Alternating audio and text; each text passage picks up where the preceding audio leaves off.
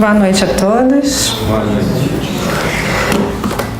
Esse tema, trigo e joio, quando eu recebi, a primeira coisa que me veio à mente foi a parábola que Jesus nos ensinou sobre o trigo e o joio. Porém, quando a gente vai no Evangelho, antes dele passar essa mensagem, essa historinha, como a nossa irmã semana passada disse, né, do que é a parábola, é uma história que ela tem um sentido que vai passar além do tempo, né? Que vai ficar no coração das pessoas, que as pessoas podem entender e comparar com a sua própria realidade em que ela vive naquele momento. Então, para que isso pudesse acontecer em relação ao trigo e o joio, Jesus antes trouxe uma outra parábola que eu queria compartilhar com vocês, que é a parábola do semeador. Parábola do semeador. Naquele dia, saindo Jesus de casa, assentou-se à borda do mar. Vieram para ele muitas gentes. De tal sorte que, entrando em uma barca, se assentou, e toda a gente estava em pé na frente. E lhes falou muitas coisas por parábolas. Eis aí que saiu o que semeia a semear. E quando semeava, uma parte das sementes caiu junto à estrada, e vieram as aves do céu e comeram. Outra, porém, caiu em pedregulho, onde não tinha muita terra, e logo nasceu, porque não tinha altura de terra. Mas saindo o sol, se queimou, e porque não tinha raiz, se secou. Outra, igualmente, caiu sobre os espinhos, e cresceram os espinhos deles a afogar. Outra, enfim, caiu em boa terra, e dava fruto, havendo grãos que rendiam a 100 por outros a 60, outros a 30. O que tem ouvidos de ouvir, ouça. Ouvi, pois, vós outros, a parábola do semeador. Todo aquele que ouve a palavra do reino e não a entende, vem o mal e arrebata o que se semeou no seu coração. Este é o que recebeu a semente junto à estrada. Mas o que recebeu a semente no pedregulho, este é o que ouve a palavra e logo a recebe com gosto. Porém, ele não tem assim raiz. Tem pouca duração. E quando lhe sobrevém tribulação e perseguição por amor da palavra, logo se arrepende. E o que recebeu a semente entre espinhos, este é o que ouve a palavra, porém os cuidados deste mundo, o engano das riquezas, sufocam a palavra e ficam infrutuosas. E o que recebeu a semente, este que ouve a palavra e dá fruto, e assim um dá 100, outro 60, e outro 30.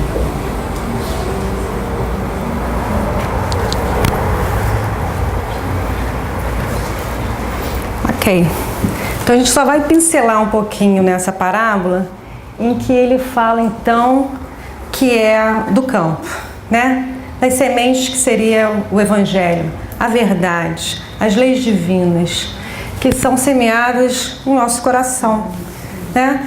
Mas o nosso coração, ele se restringe a apenas uma vida?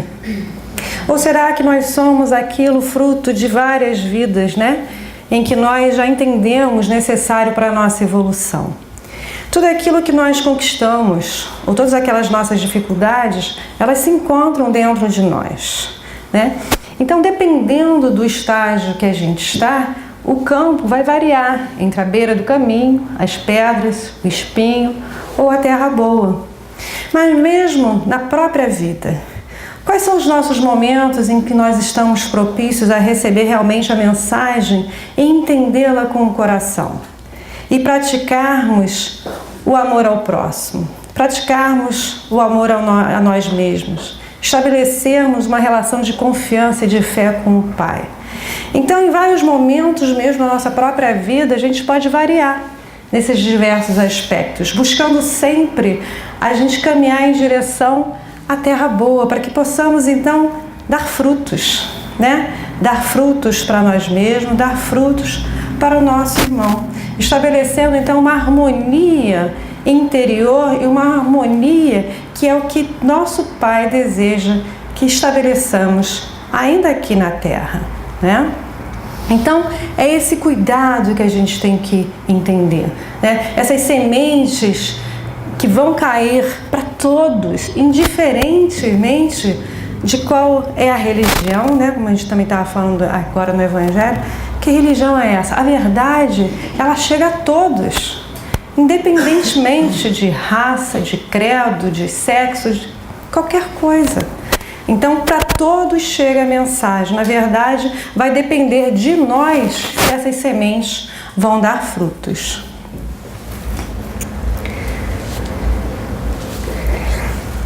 Então, a gente chega agora a falar do trigo e do joio. Era realmente só uma pincelada para a gente entender um pouquinho, né, o que a gente fala da plantação, né, da semeadura, ok? E a gente então vai falar do trigo e joio.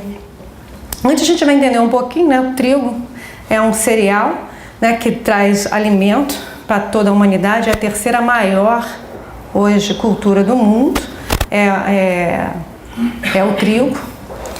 Do lado de cá é o joio, muito semelhante ao trigo, que é uma erva daninha. E constantemente ela é nociva ao ser humano no momento que é ingerido. Mesmo às vezes um pouquinho de joio misturado com o trigo, ele pode danificar toda a produção. Então Jesus vai falar para a gente sobre trigo e joio, né? Muito comum, né, para aquelas pessoas daquela época que ouviam falar sobre cultivo, colheita, né, plantação, ok? Então isso ali representa eles novos, tá bom? Numa outra situação, eles, né, já prontos para serem colhidos, vai observar que existem uns mais escuros e uns mais claros. O trigo são os mais claros e o joio o mais escuro. Então consegue definir melhor, diferenciar melhor ali. Então o joio em grego, cisânio, especificamente quer dizer cisânia, discórdia. Só para a gente já ir pondo isso na nossa cabecinha quando a gente for ouvindo então o que é a parábola do joio, do trigo e do joio. E aí, vou mais uma vez usar o recurso do vídeo, a gente vai ouvir Jesus falando então sobre essa parábola, que foi depois da outra parábola, tá bom? Aquele que tem ouvidos para ouvir, que ouça. O reino do céu é comparado a um homem que plantou um campo de trigo. Mas enquanto ele e seus servos dormiam, seu inimigo veio e espalhou sementes ruins entre o trigo. Aí ele seguiu seu caminho.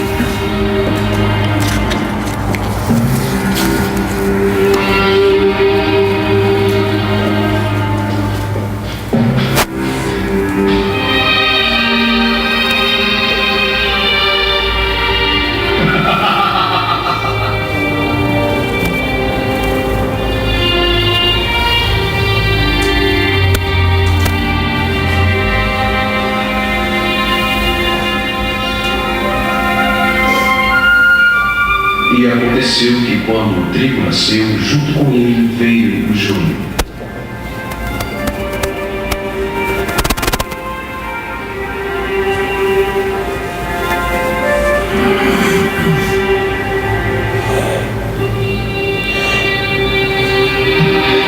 Eu não sei como isso pode ter acontecido, Senhor. Plantamos boas sementes. Sei que plantamos. A culpa não é sua, meu amigo. Um inimigo fez isso. Eu vou arrancar o joio, Senhor. Não. Quando você arrancar o joio, poderá danificar o trigo também. Deixe que cresçam juntos até a ceifa. E nessa ocasião, eu direi aos ceifeiros: juntem todo o joio e amarrem-no em feixes para queimá-lo.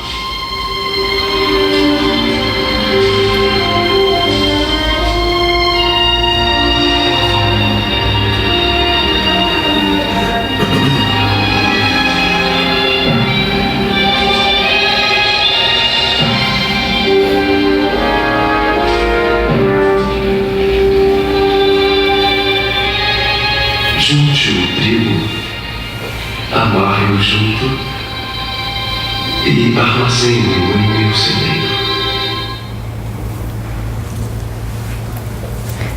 Ok. Então a gente vai ver a explicação da parábola do trigo e do joio. Essa primeira explicação que a gente vai falar foi o próprio Jesus que deu na intimidade com os seus discípulos. Ele trouxe a parábola para toda uma comunidade, mas a explicação ele deu por solicitação dos próprios discípulos, ok? Então Jesus começa a falar. O que semeia a boa semente é o Filho do Homem. O Filho do Homem é Jesus, ok? O campo é o mundo, né? Somos todos nós. Todos nós. A boa semente, essas são os filhos do reino. Os filhos do reino são aqueles, então, que aceitam a verdade, né? Que entendem o evangelho, que se comprazem no bem, que tentam, então, seguir a lei divina. O joio são os filhos do malvado.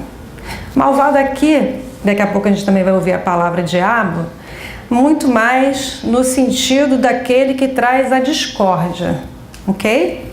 Então, o joio são os filhos do malvado.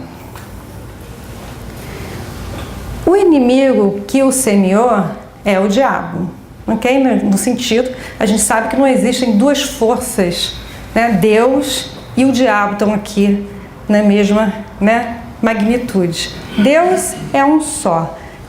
É o Criador de todas as coisas.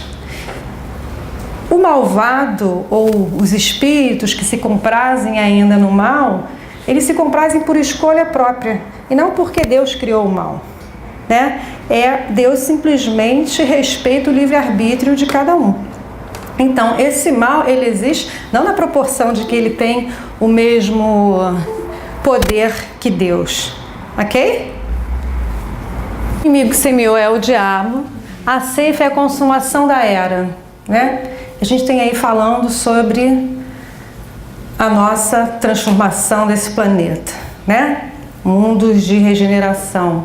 Então é um momento de transição de um mundo de provas e expiações em que aqueles que aqui no planeta vão acompanhar a evolução do próprio planeta, eles irão permanecer. E aqueles que ainda não estão de acordo, ainda não se comprazem com o bem, eles então serão solicitados aí ajudar a outros irmãos, né, no outro mundo menos evoluído, conforme várias vezes a gente tem falado. Se alguém ainda não ouviu falar sobre isso, né, da transição planetária, e depois quiser conversar com a gente no final, a gente conversa um pouquinho sobre isso, tá bom? E a ceifa é a consumação da era, os ceifeiros são os anjos, são os trabalhadores, né, do Cristo aqui nesse planeta, que como Jesus é o governador desse planeta, ele tem todos os trabalhadores trabalhando em favor do desenvolvimento de todos nós.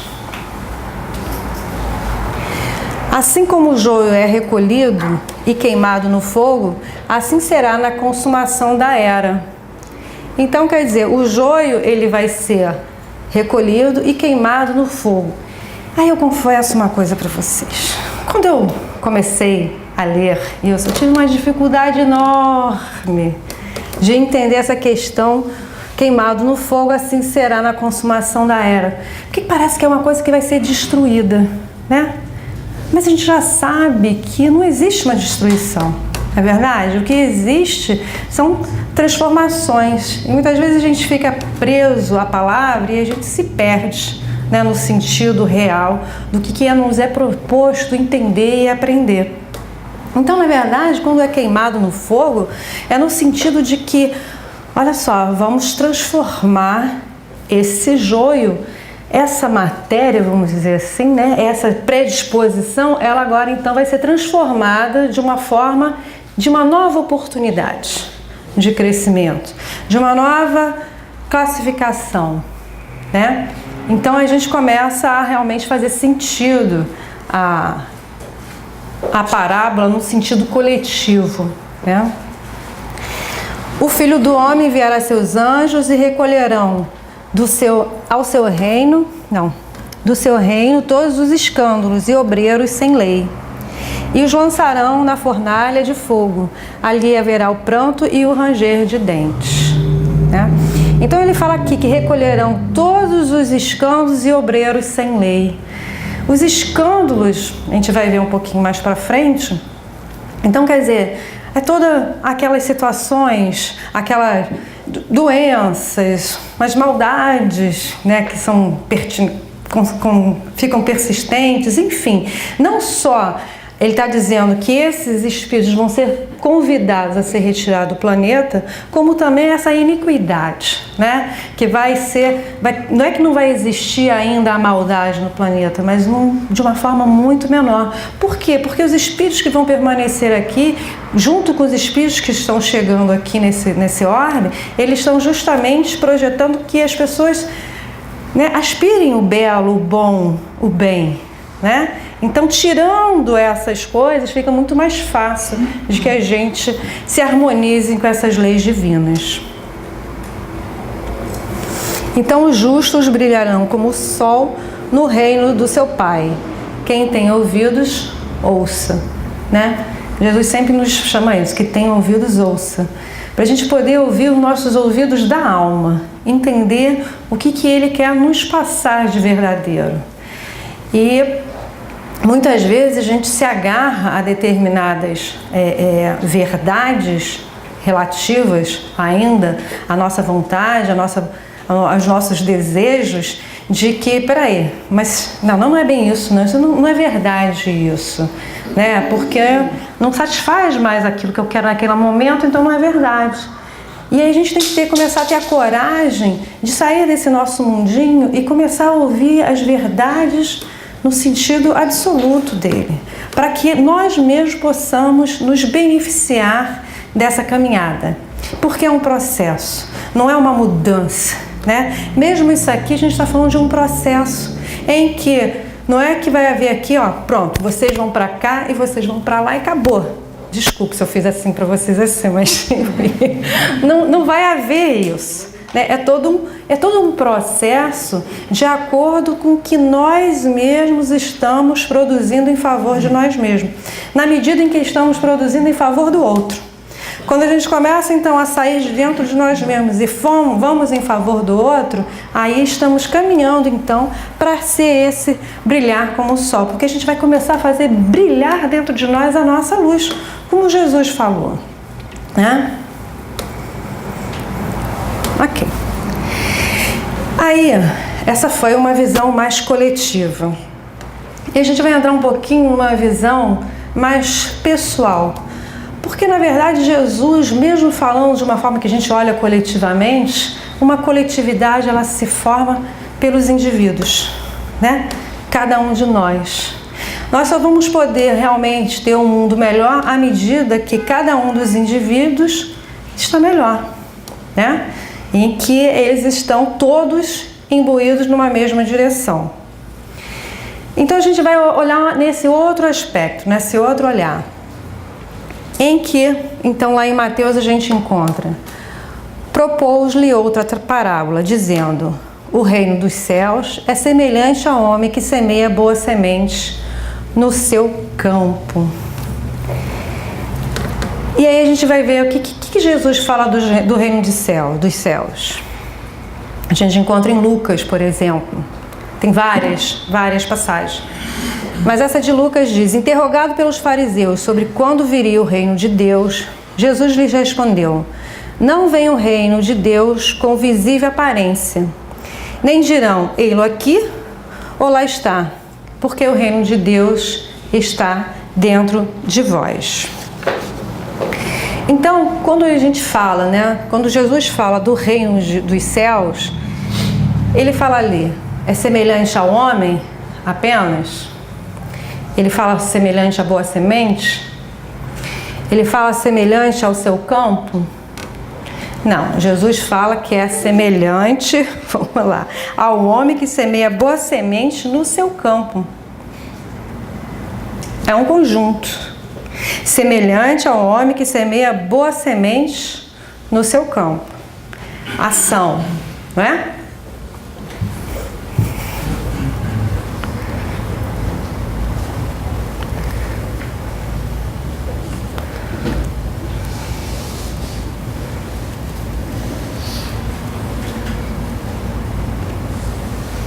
Ok. Então, como está ali? Então, é semelhante ao homem que semeia boa semente no seu campo.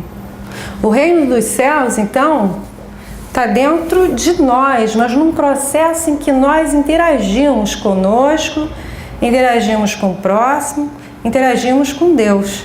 É todo um processo em que vamos, então, pegar essa semente e vamos plantar no nosso campo. Segundo aquela outra parábola anterior, que campo é esse? Como é que a gente está cuidando disso? A gente está com muita pedra? A gente está com pouca terra? Como é que a gente está, né, nesse campo? E aí, continuando a palavra. Mas dormindo os homens, veio o seu inimigo e semeou joio no meio do trigo e retirou-se. Quando a gente vê a palavra dormindo, o que a gente lembra? Será que a gente está prestando atenção nas coisas? Parece que a gente está vigilante, né? Então, Jesus falou, vigiai e orai para que não entreis em tentação. Isso Jesus falou quando ele já tinha dito que Pedro ia negá-lo 3 vezes, foi orar, né?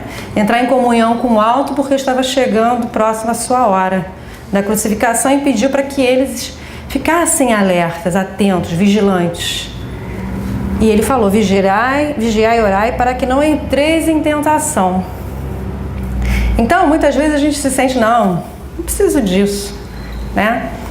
Eu já conheço muita coisa, já li a Bíblia toda, Velho Testamento, Novo Testamento, o Evangelho segundo o Espiritismo, o Livro dos Espíritos, e isso é suficiente, porque eu já estou com tudo aqui na minha cabecinha. E aí a gente começa a ver que não é bem isso, né? Porque o vigiar é o tempo todo uma busca, um olhar para dentro de nós mesmos. O que nós estamos fazendo com as informações que nos chegam? Como é que eu estou reagindo a determinadas situações? Será que eu estou agindo como Jesus reagiria? Será que eu estou olhando para o próximo com o olhar que Jesus dirigiria? Né? Então, o vigiar é muito mais. É nos percebermos ainda que somos seres divinos. É percebermos que temos todas diversas qualidades que já conquistamos e diversas outras a conquistar. É entendermos a nossa capacidade de entender aquilo que está acontecendo conosco. Por que será que isso está acontecendo? O que eu posso aprender dessa situação? E muitas vezes a gente não entende, aí a gente tem que orar.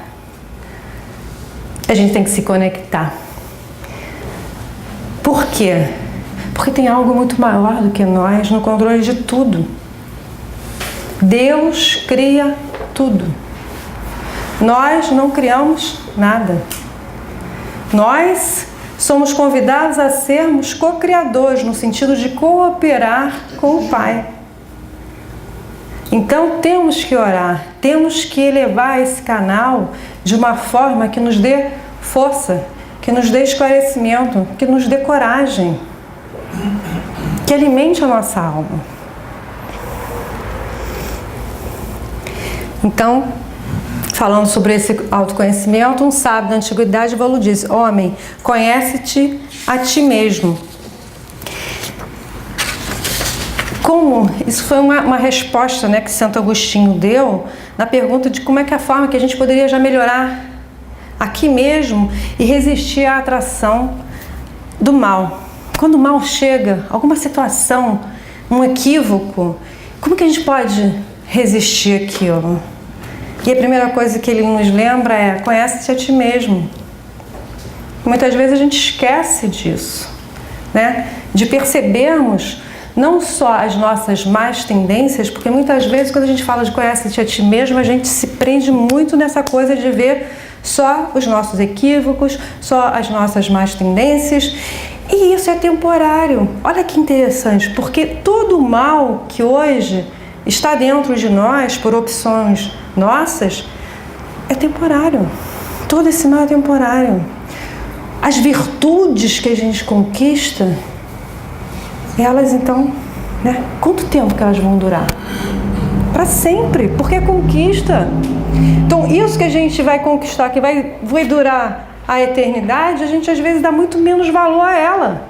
A gente dá muito mais valor de ficar olhando sempre aquilo que a gente tem de negativo dentro de nós. Não que a gente não tenha que olhar, a gente tem que olhar. O conhece-te a ti mesmo passa por isso.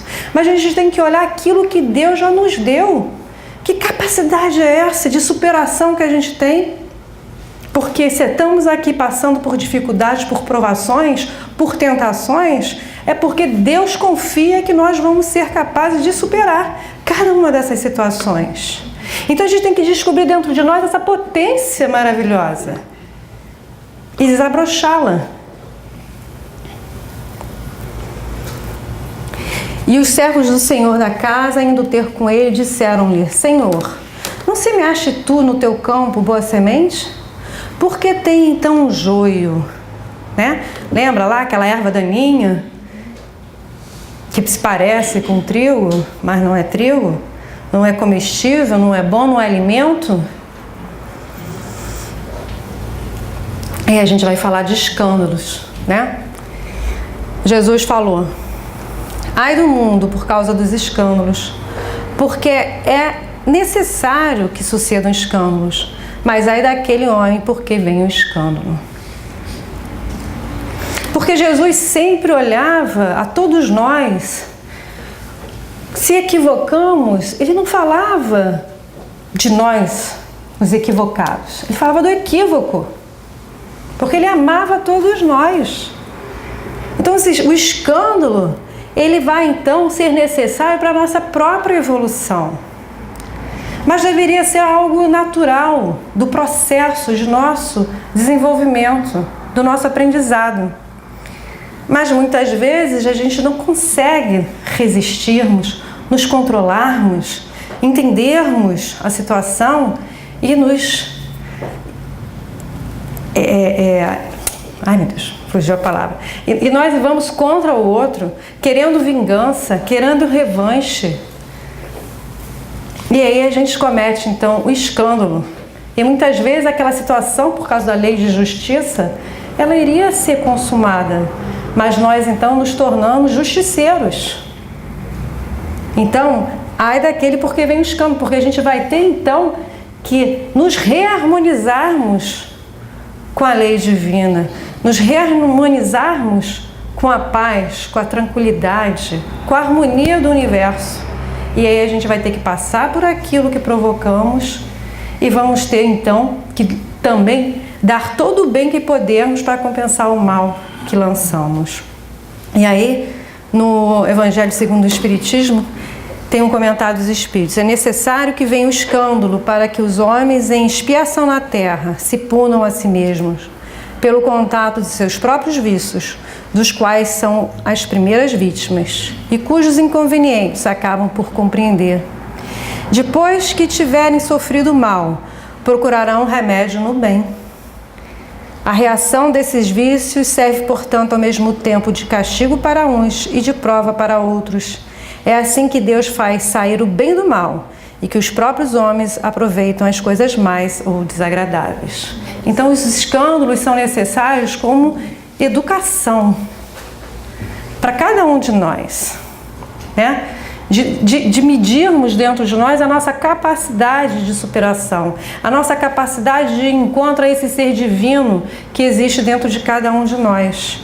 É isso que serve o escândalo, é o joio. E ele lhe disse: um inimigo é quem fez isso. E os servos disseram: queres, pois, que vamos arrancá-lo? Porém ele lhes disse: não, para que ao colher o joio não arranques também o trigo com ele.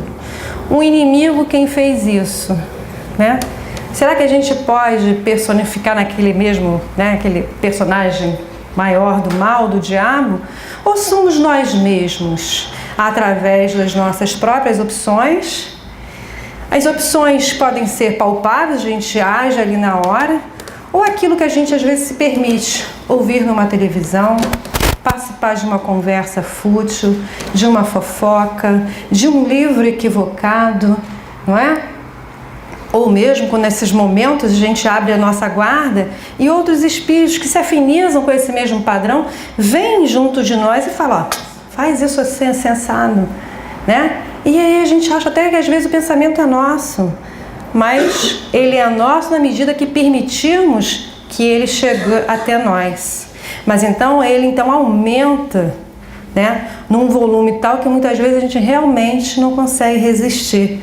Se é difícil às vezes resistirmos a nós mesmos, quanto mais quando tem uma influência externa, né? Então a gente tem que procurar sempre não permitir que essa influência chegue até nós na medida que praticamos o bem, na medida que confiamos no Pai, confiamos que Ele realmente construiu isso tudo com uma finalidade, para que possamos progredir, para que possamos aprender a amar. E aí, em Eclesiastes, que é um livro do Velho Testamento, há uma época para cada coisa debaixo do céu, um tempo para plantas e um tempo para colher o que se semeou. E eu estou falando de Eclesiastes não com nenhum grande conhecimento, não, mas eu fui procurar saber que livro é esse, né? E é interessante porque, na medida que eu fui pesquisando, é um livro que diz que ele retraz Deus realmente como criador de tudo. É o Deus criador de tudo, mas é o Deus também que você se conecta com Ele, que permite essa conexão, né? Então é muito interessante que ele, quando a gente pega isso, que é uma época para cada coisa debaixo do céu, um tempo para plantar e um tempo para colher o que se semeou. Deixa eu tentar voltar aqui.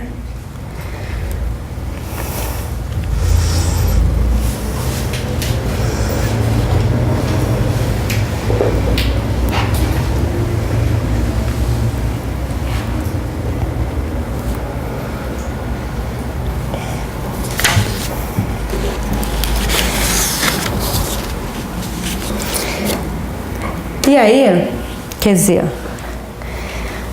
para que ao colher? Ele diz, vamos arrancar esse joio? Nesse momento, não é porque eles não identificavam, apesar de ser difícil identificar, né, exatamente quem que era o trigo, quem que era o joio, mas eles já conseguiram identificar, tanto que eles falaram, né? Alguém plantou joio aqui, quer que vai retirar agora? Então, a identificação, ela existe. Mas muitas vezes a gente precisa, né, dessa combinação, vamos dizer assim, do mal e do bem, para que a gente possa fortalecer o nosso bem. Na medida em que, se a gente optou pelo mal, se a gente chegar simplesmente a arrancá-lo, a gente não aprendeu nada com aquilo. E aí a gente pode voltar a errar de novo, né? A lançar de novo aquela sementinha do joio, porque a gente não aprendeu nada. Então, muitas vezes as raízes do joio e do trigo, elas estão entrelaçadas. E aí a gente vai ter que pedir muito, orar, vigiar. E foi feita uma pergunta para os espíritos, né? Se poderia o homem, pelos seus esforços, vencer as suas más inclinações. E ele diz assim, o esforço, ó, é pequenininho. A gente já falou sobre isso. O esforço para vencer as nossas más inclinações é pequeno. O que nos falta é a vontade.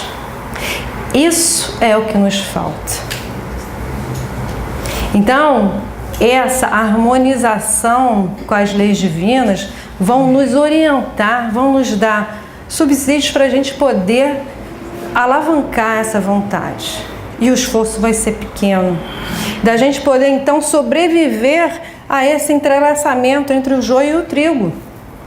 Porque, senão, o joio, ele consome, né? Ele está disputando ali aqueles nutrientes. Ele está disputando o solo. Então, o trigo, ele tem que ser fortalecido, Não é isso? Então, o plantador que chegou ali, é plantador que fala? Não sei. O agricultor, o semeador, enfim, que está tomando conta ali, que percebeu então a presença do joio ali, de uma erva daninha ali. Então, ele vai ter que cuidar muito bem, mais ainda daquela plantação, para que ele não perca toda a plantação. Deixai crescer ambos até a ceifa, e por ocasião da ceifa direi aos ceifeiros: colhei primeiro o joio e atai em molhos para o queimar, mas o trigo ajuntai-o no meu celeiro.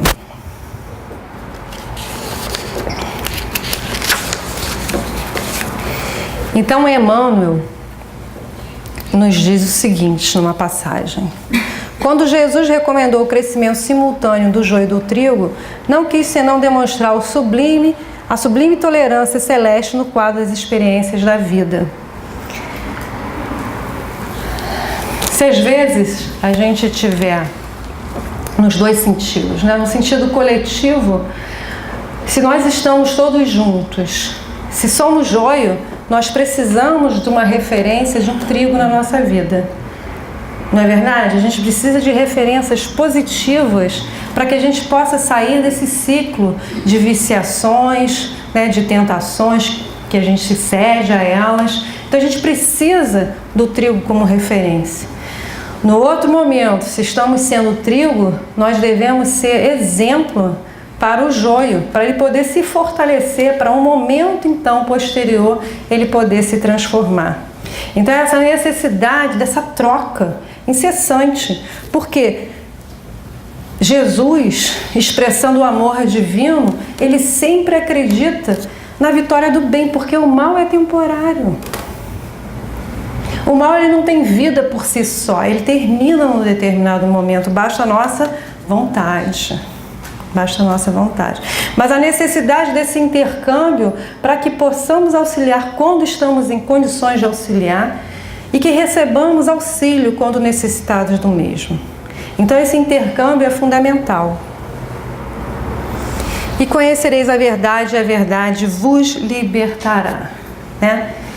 Essa verdade, nós aqui na doutrina espírita, nós já sabemos que é o Evangelho de Jesus. Que a doutrina espírita, ela então nos esclarece, né? Determinados pontos que ficaram ainda obscuros, que ainda não tínhamos capacidade de entender no passado. E então esses nossos conhecimentos que a doutrina nos permite avançar um pouquinho mais, já nos dá aquela força, aquela segurança então de que sim, podemos ser o trigo, que sim, podemos então nos superarmos a nós mesmos, né? Que isso tudo é que vai nos libertar. É isso tudo que vai nos fortalecer para continuarmos a caminhada, porque muitas vezes é muito difícil, gente. Cada um de nós tem a sua história, cada um de nós tem o seu drama. Mas cada um de nós tem a força que vem de Deus, desse Pai misericordioso e bom, que fortalece a todos nós. Que nos diz que, olha, vocês são vitoriosos, vocês já nasceram vitoriosos, essa é uma questão de decisão. E muitas vezes a gente esquece disso. Então é preciso que a gente se lembre disso todo dia. O que eu posso fazer de diferente na minha vida para realmente isso fazer sentido? Se eu continuar fazendo a mesma coisa que eu faço hoje, será que eu vou ter resultados diferentes? O que será que a verdade do Evangelho diz para nós? A gente já entende que existe uma lei de causas e consequências. A gente já sabe disso. Vamos então fazer com que isso venha ao nosso favor. Vamos plantar o trigo bom, o alimento do corpo, mas o Evangelho é o alimento da alma.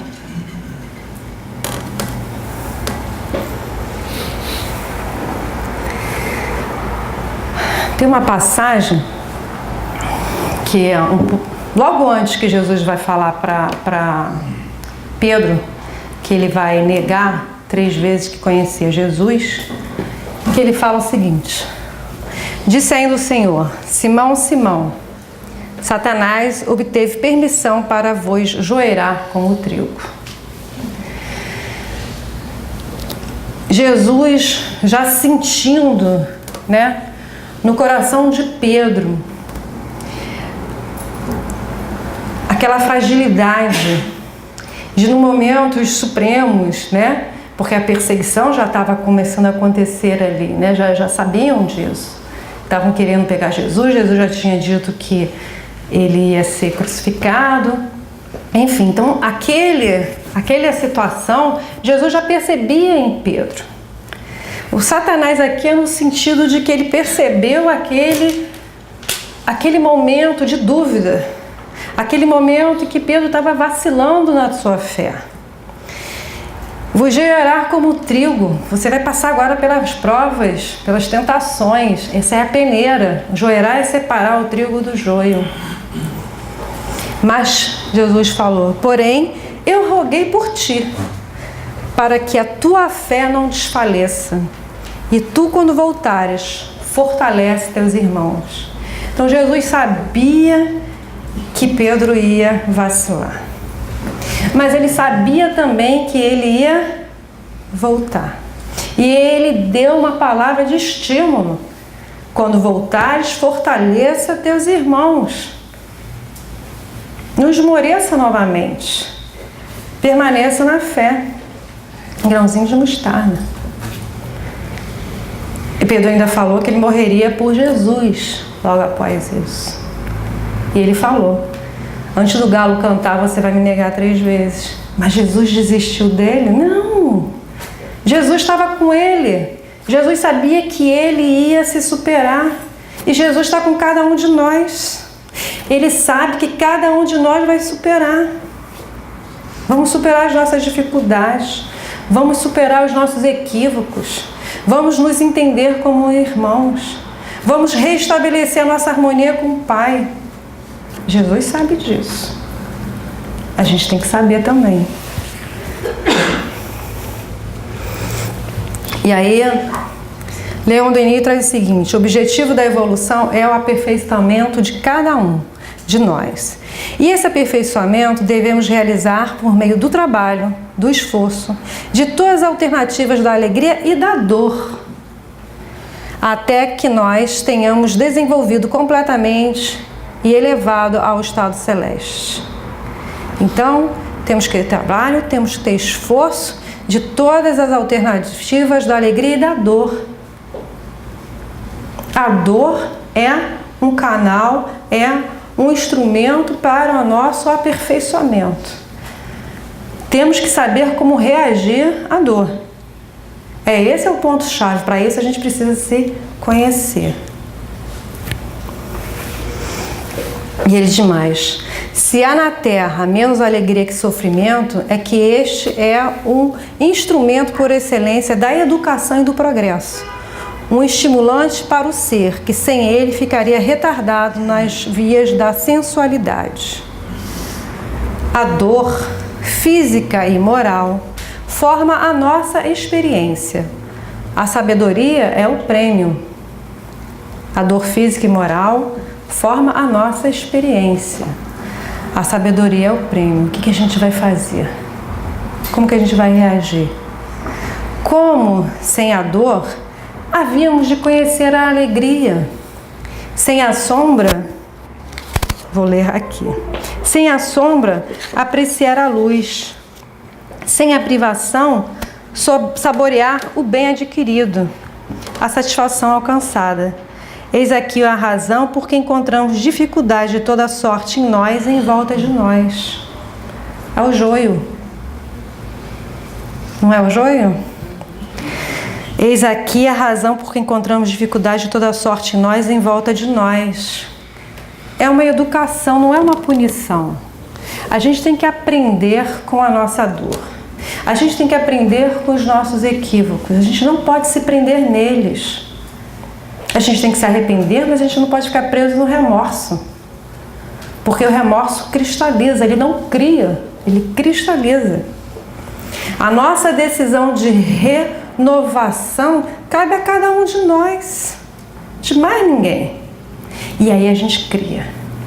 A gente cria um ambiente melhor em volta de nós. A gente beneficia aquele que está conosco, porque vai ver uma outra pessoa, um novo eu, um homem novo, brilhando à luz, temperando com o sal que nós somos. E é isso que Jesus espera de cada um de nós. E aí, eu vou falar rapidinho um exemplo de um menino que aos 5 anos de idade foi descoberto que ele tinha um tumor benigno no pescoço. Foi feita uma operação para retirar esse tumor, mas ficou uma aberturinha. Quando ele comia, a comida ainda tinha alguma coisa que saía por aqui. Menininho de 5 anos. E aquela situação, né, estava deixando com que o menino ficasse complexado. O pai, percebendo o que estava acontecendo com o filho, ainda impossibilitado de resolver o problema, comprou um piano para esse menino. E o menino começou a se dedicar ao piano. Aprendeu a tocar. Aos 8 anos de idade, ele conseguiu fazer a outra cirurgia que resolveu o problema dele. E o pai não tinha nunca desistido. Ele disse sempre que ele ia perseguir a cura do seu filho. Esse menino se tornou um pianista muito famoso. Um pianista que tocou no mundo inteiro, em diversos lugares. João Carlos Martins. Até que um dia ele sofreu um acidente e todo o lado direito dele ficou comprometido. Ele teve que fazer uma cirurgia de cortar um nervo da mobilidade do braço dele, então o médico disse para ele que ele não ia nunca mais poder tocar com as 2 mãos. 5 anos depois ele teve um outro tumor na mão esquerda. E aí ele soube que ele não ia mais poder tocar com nenhuma das mãos. No dia seguinte ele se matriculou num curso de regência. Se tornou maestro, perseguiu o seu sonho, ele perseguiu um ideal e ele não se abateu. Muitas vezes pode ter sido, aí vai na intimidade dele, na intimidade de cada um de nós, que muitas vezes ainda passa aquela coisa, ai meu Deus, por que está acontecendo comigo? Não tem importância que esse pensamento às vezes venha em nós, o importante é depois a gente sair dele, elevar o nosso pensamento ao Pai e agradecer aquela oportunidade, mas que façam que a gente possa enxergar que vamos aprender alguma coisa com isso, que vamos ser capazes de superar, que vamos ser capazes de fazermos, de reformularmos. Esse domingo mesmo eu estava vendo um programa chamado Rodrigo Faro no Brasil e contando a história de uma senhorinha que nasceu sem os braços. Ela teve 3 filhos, cuidava dos filhos, dava banho nos filhos, varria a casa, costurava, ela costurou o próprio vestido de casamento, sem os braços. Ela mostrou ela cortando o tecido com os pés, botando na máquina com os pés. Fez um livro, fez 2 livros, escreveu 2 livros. Quantos exemplos que todos nós, cada um de nós, eu tenho certeza que conhece um exemplo desse de superação. Não é novidade para ninguém. Mas a gente tem que deixar de ver essa superação lá fora e começar a olhar dentro de nós mesmos. Como que podemos nos superar? Como podemos fazer de cada um de nós esse co-criador que o Pai está esperando que sejamos? Como podemos fazer para que realmente possamos chegar a uma perfeição relativa? E tudo começa com um passo apenas. Que assim seja.